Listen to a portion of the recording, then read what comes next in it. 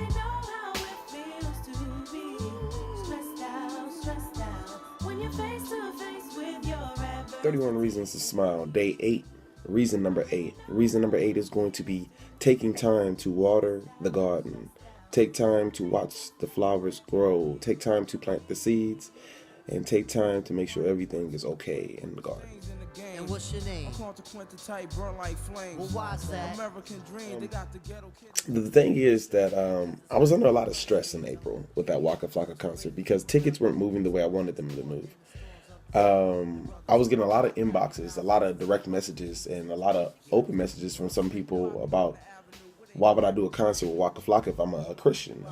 And then I had people telling me how I will be going to hell before doing a Waka Flocka concert. People kill me, man. And just tell me how, like, if I'm supposed to be this Christian, why do I think it's okay to do that? And I was like that Waka Flocka concert. I was praying for opportunities and good things to come my way. But when you do something contrary, we're shaking things up, possibly in the faith, or you're doing something that most people are scared to do, they all have a word for you. They all got something to say to you. But it's like, where was your word at when I needed it in this particular season?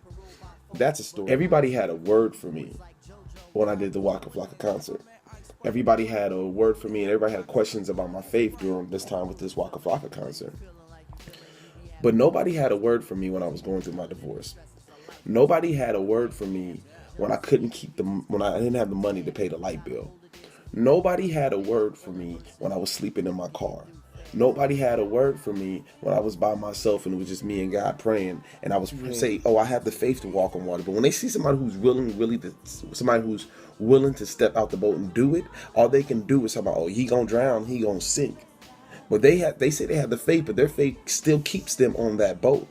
We have people who say, "Oh, my faith can move mountains," but when the mountain comes, they don't really want to try to initially move the mountain. So it's easy to be somebody else's mountain, and it's easy to dump all your concerns on other people when you can't do it in your own life.